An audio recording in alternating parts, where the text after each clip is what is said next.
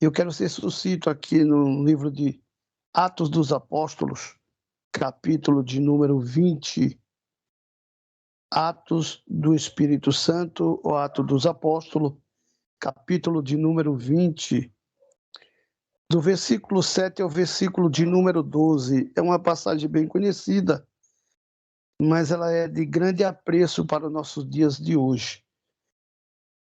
O verso 7 diz assim, ou melhor, o versículo 7. No primeiro dia da semana, ajuntando-se os discípulos para partir o pão, Paulo, que havia de partir no dia seguinte, falava com eles e alargou a prática até a meia-noite. 8. Havia muitas luzes no cenáculo onde estavam juntos. 9. E estando um certo jovem por nome Eutico, assentado na janela, caiu do terceiro andar, tomando de um sono profundo que lhe sobreveio durante o extenso discurso de Paulo e foi levantado morto. 10. Paulo, porém, descendo, inclinou-se sobre ele e, abraçando-o, disse: Não vos perturbeis, que a sua alma nele está.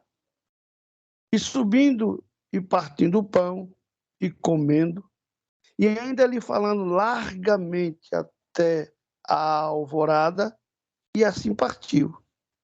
E levaram vivo o jovem, e ficaram não poucos consolados. Amém? Queridos, quero ser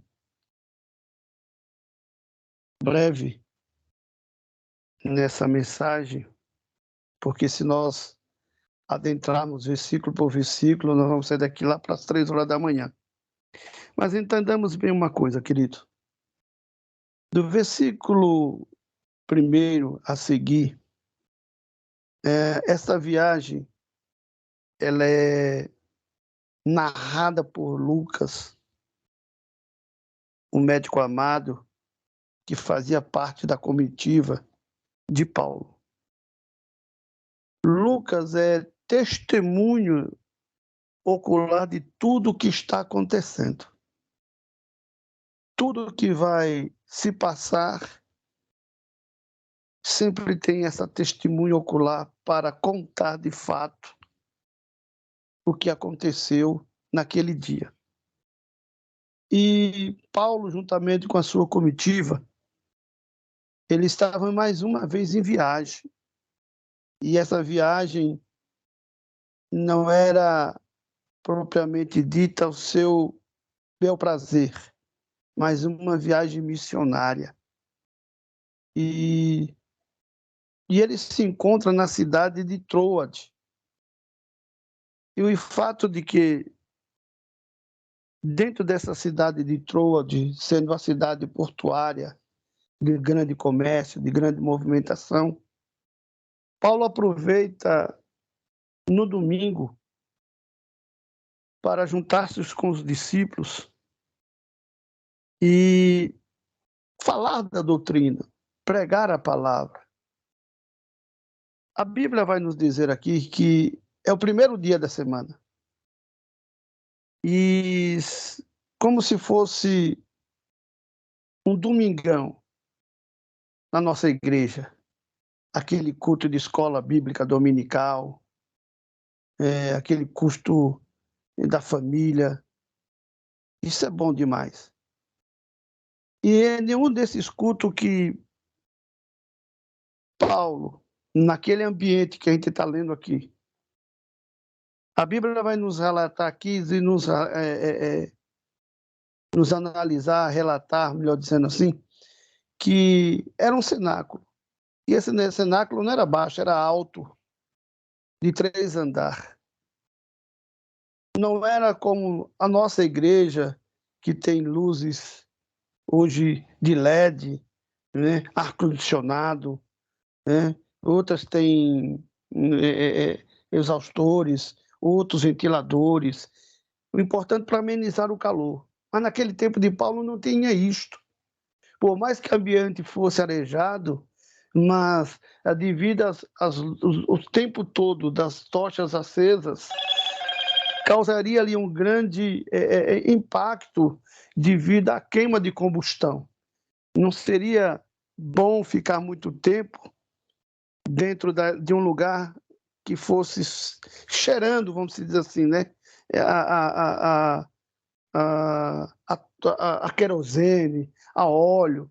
Isso fazia mal, dano à saúde. E Paulo, pelo aquele discurso eloquente, começa a envolver numa mensagem linda, maravilhosa.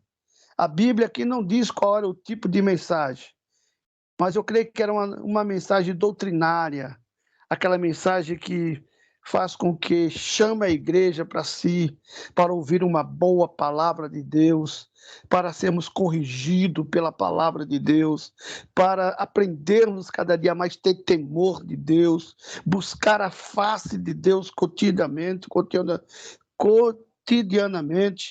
E tudo isto eu enfatizo neste versículo primeiro.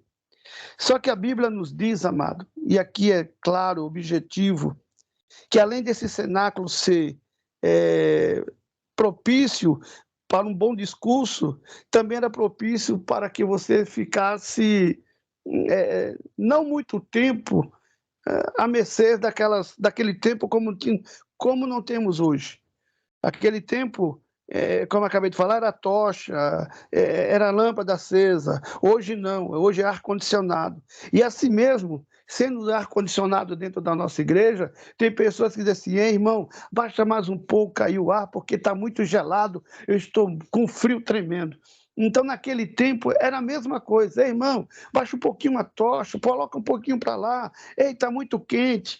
Tudo isso acontece. Acontecia naquele tempo, acontece no nosso meio. Só que a Bíblia nos diz que, eu creio assim,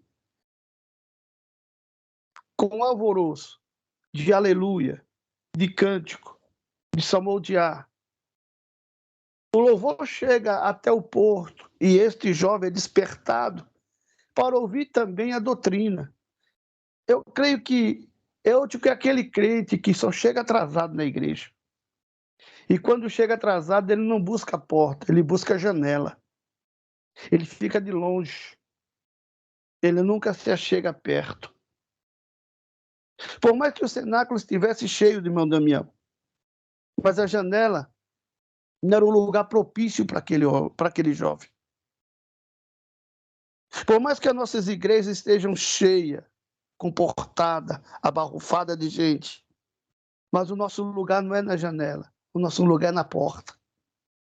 O que me chama a atenção nisso tudo é que o culto tinha hora, irmão Damião, para começar, mas não tinha hora para terminar.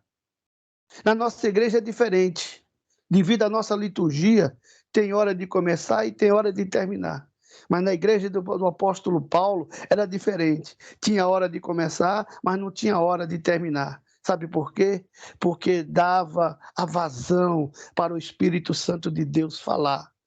Sabe? Hoje é diferente. Hoje, no nosso meio evangélico, em muitas igrejas, eu tenho visto que tem abafado o Espírito Santo de Deus, não tem deixado o Espírito Santo de Deus falar no meio da nossa igreja, porque tem medo de algumas coisas, porque no Espírito Santo de Deus mora a luz, não mora a treva, e onde há luz vai ter coisas descobertas, Deus vai falar, Deus vai tocar na vida da gente. E quando eu vejo este texto de evangélico aqui, nesse texto aqui, a qual nós estamos lendo, me chama a atenção o versículo de número 9. E estava ali um certo jovem, por nome Eutico, assentado numa janela. Presta bem atenção, numa janela, vírgula. Entenda bem uma coisa aqui. Se nós formos destacar esse salão, nós já tínhamos dito que ele é grande, de janela grandes, para que a ventilação fosse boa. Mas sentar na janela tem alguns seus perigos. Sentar na janela tem algumas coisas que te leva a não perceber ou estar apercebido do que está acontecendo no meio do culto. Porque quem está sentado na janela fatalmente será chamado ou atraído por coisas que estão acontecendo fora da igreja, ou que não está contido dentro da igreja e está voltado ao que está fora da igreja. É muito propício quem está na janela, por um período, ele sair e não voltar. E aqui nos diz algo que me chama bastante atenção. Era já tarde, eu creio assim, porque o discurso de Paulo demora. E pelo cansativo do trabalho, o dia trabalhado, o dia fatigoso, este jovem senta na janela. Daqui a pouco é tomado pelo sono e cai do terceiro andar. Entenda bem uma coisa. Existem pessoas dentro da nossa igreja que já caiu desta janela há muito tempo e precisa ser ressuscitado o mais breve possível através da tua vida e da minha vida nesta noite. Existem pessoas que estão sentados na janela dentro das nossas congregações, que ele ainda não se apercebeu que a pregação que está sendo levada naquela noite é para ele. Mas ele sempre diz assim: se tivesse o irmão fulano aqui, essa mensagem era para ele. Mas ele se esqueceu que ele está sentado na janela. E a mensagem é de alerta para essa pessoa que está sentada na janela. Não é para aquele que não estava presente na igreja. Não é para aquele que não foi. O irmão Damião deveria estar aqui nesta noite. O irmão Alain deveria estar aqui nesta noite para ouvir isso. O irmão Glauber deveria estar aqui para ouvir essa mensagem. Não, é você. Porque você muitas das vezes está na janela e Deus quer lhe despertar, lhe chamar a atenção, para que você não caia no conto do mundo. A janela se chama mundo hoje. Ela tem N coisas para nos oferecer, mas quando você está dentro da porta, ela te instrui, ela te doutrina, ela te conduz, ela te faz prosperar, mas a janela te convida para um rumo perdido. Este jovem, fatidicamente, cai do terceiro andar, tomado por um sono profundo, a qual está escrito na sua Sagrada Escritura, diz a palavra. O que me chama a atenção nisso? Quantos dos nossos irmãos, dentro da nossa congregação, está igual a este jovem, dormindo no sono da indolência, como dormiu Jonas no porão do navio? Quanto se encontra nesse estado, Alebá, Secóvia, que precisa de um despertamento espiritual? Ele ainda anda consigo numa religiosidade tremenda. Tudo para ele é difícil, tudo para ele é dificultoso, tudo para ele é empecilho. Mas é na hora de despertarmos esse Eutico, está na hora de chamarmos dele sair do perigo chamado janela.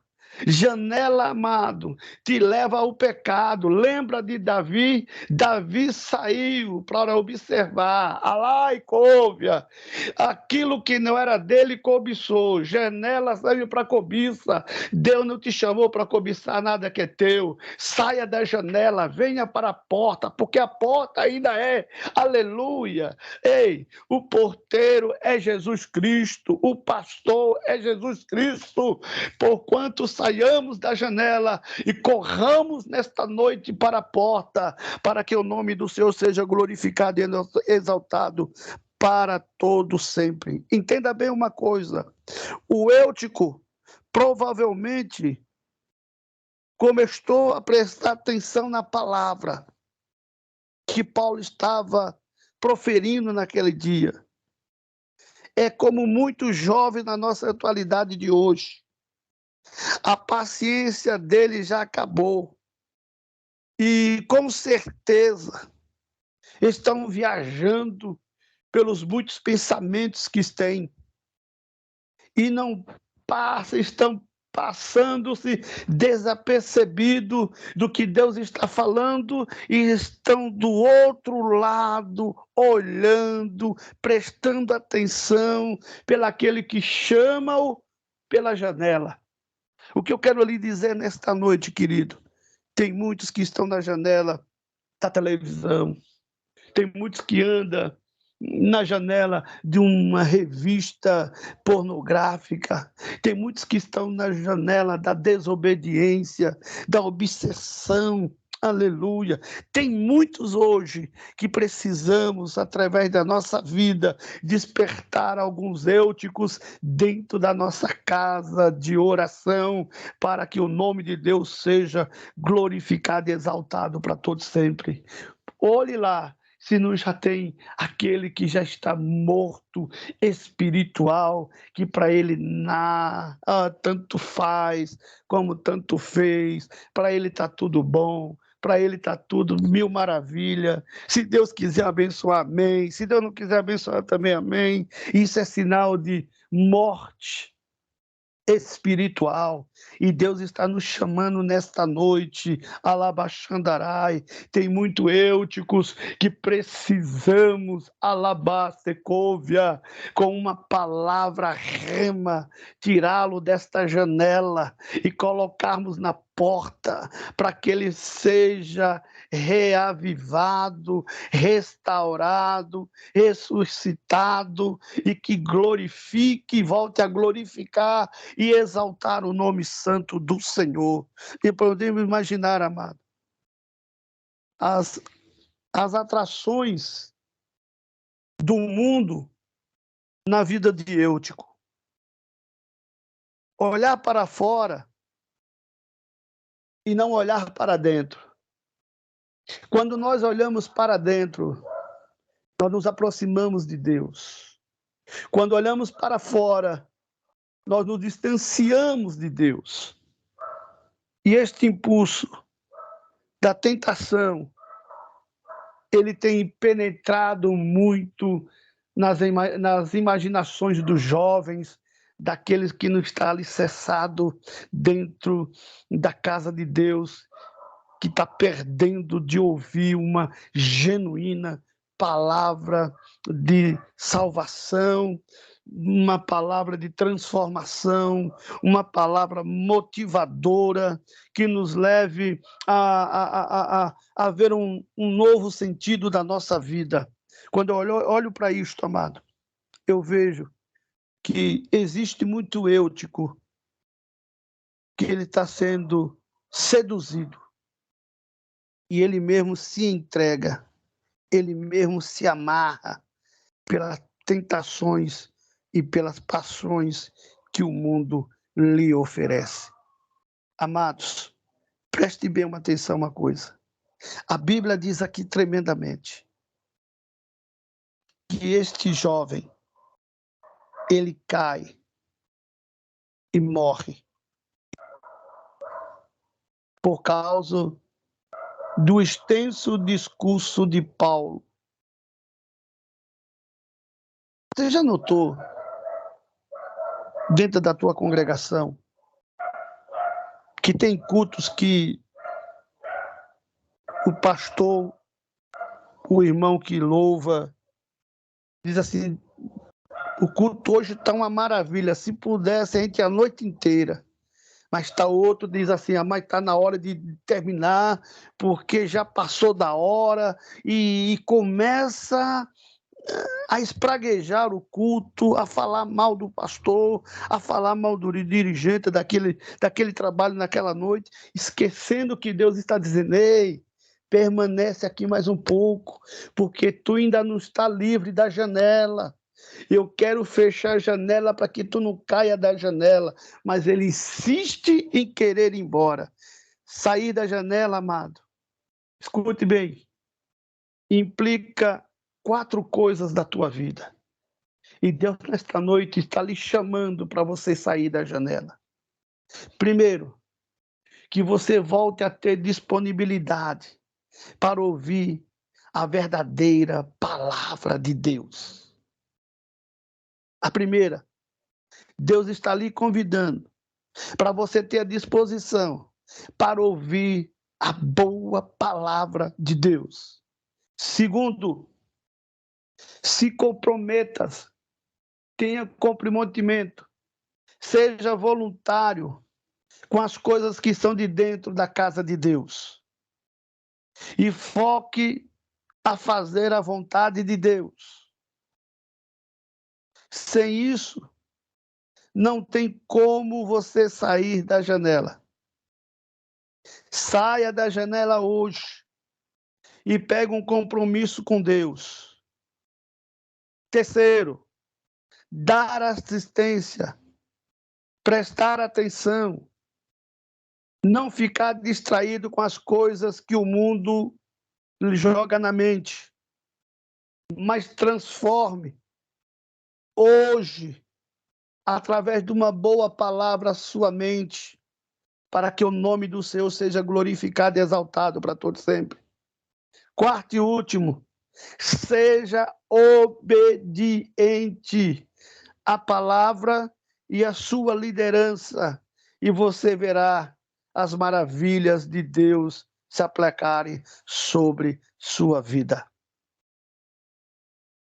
Entenda bem, mas muitos estão dormindo no lugar errado. Muitos estão dormindo na hora errada. Muitos caem, pois está tomado por um profundo sono de sentimentos.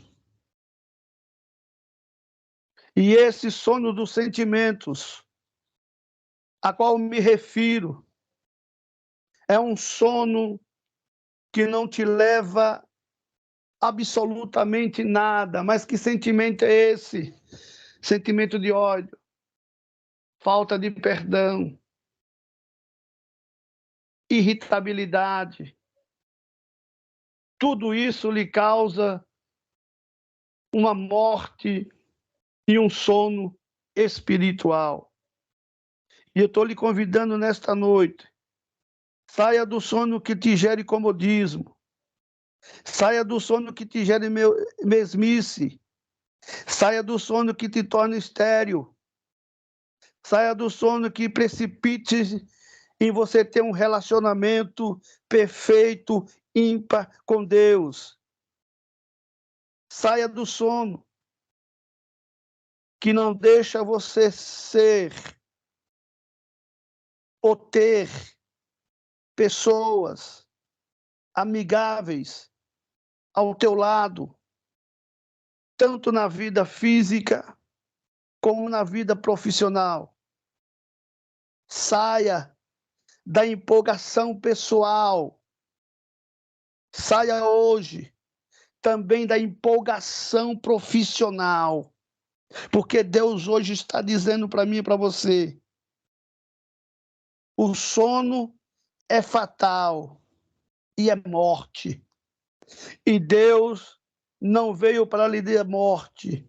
Deus veio para lhe dar vida e vida com abundância. Entenda bem uma coisa aqui, queridos. No versículo de número 10, Paulo para o discurso. Desce, porque o alvoroço toma conta.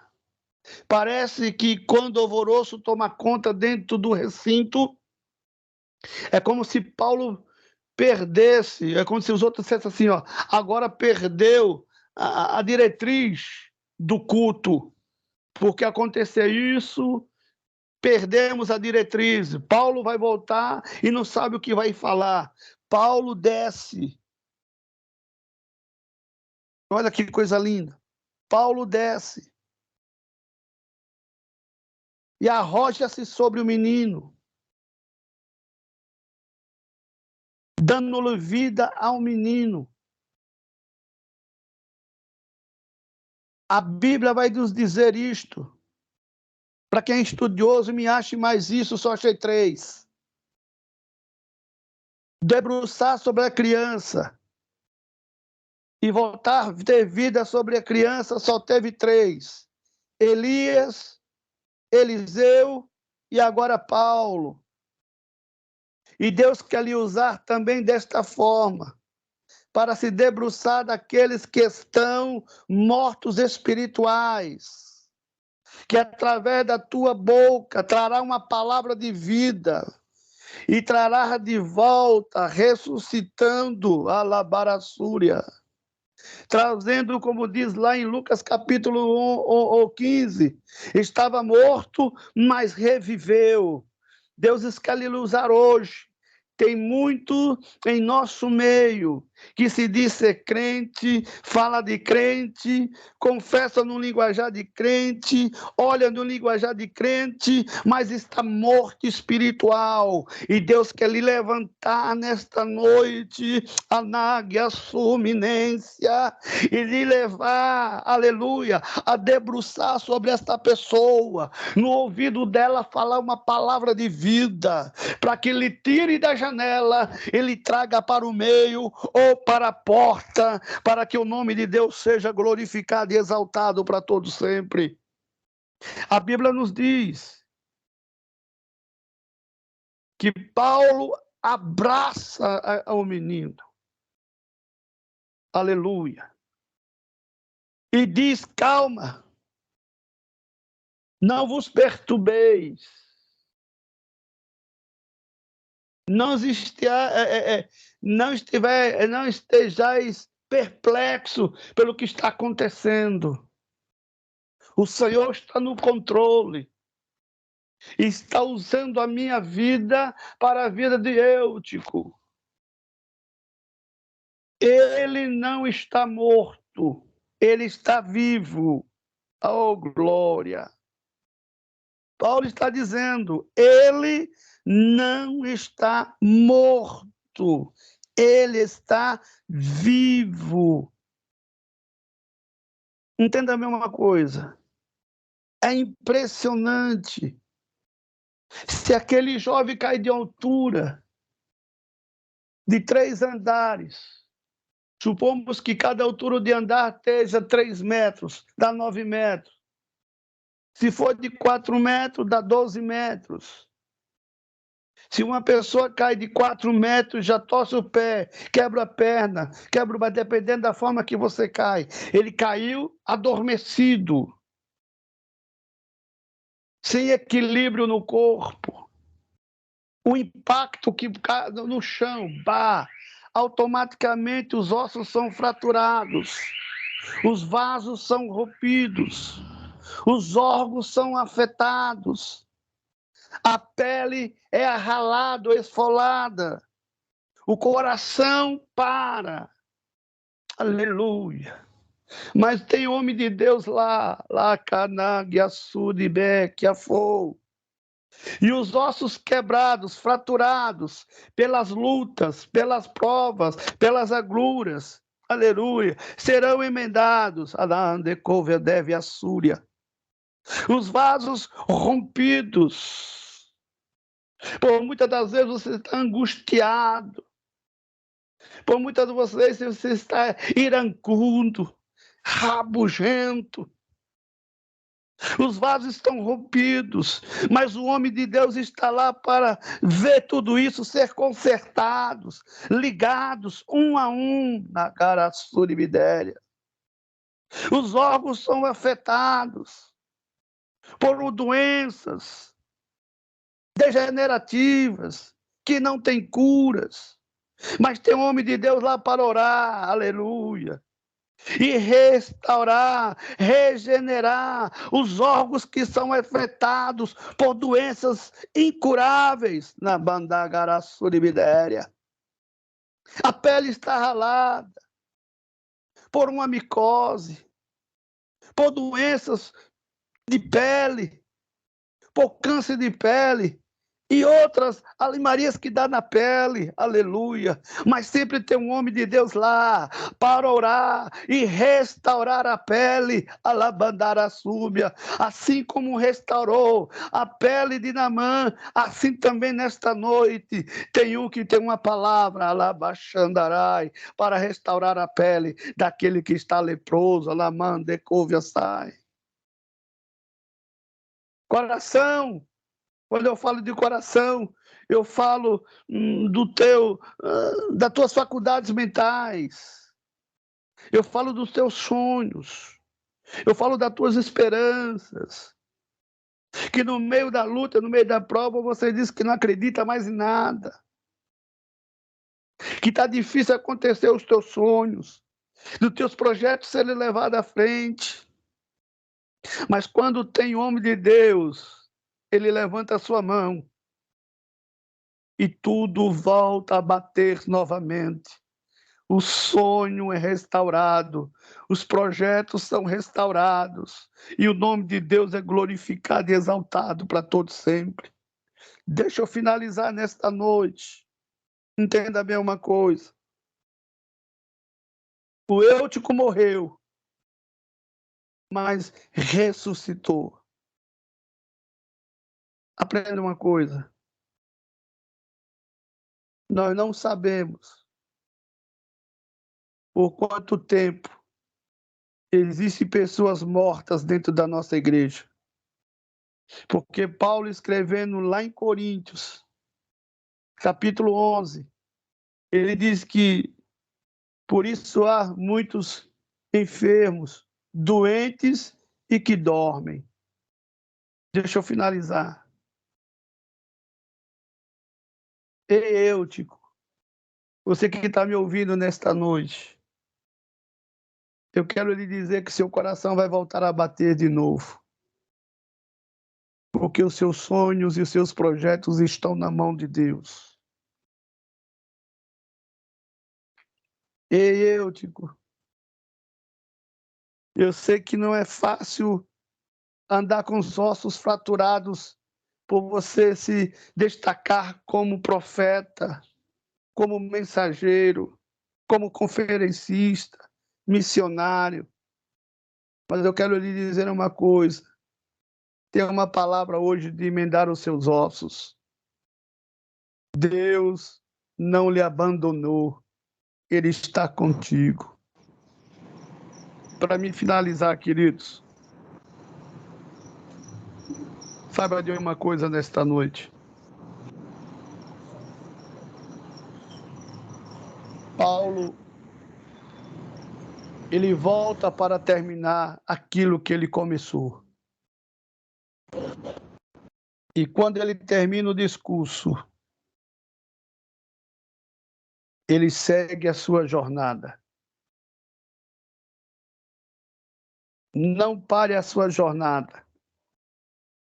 Continue na sua jornada. Ainda que você esteja no meio da prova, e você diz, dê um tempo, estou parado. Não é hora de parar. É hora de você continuar. A jornada é grande. Que Deus assim nos abençoe nesta noite.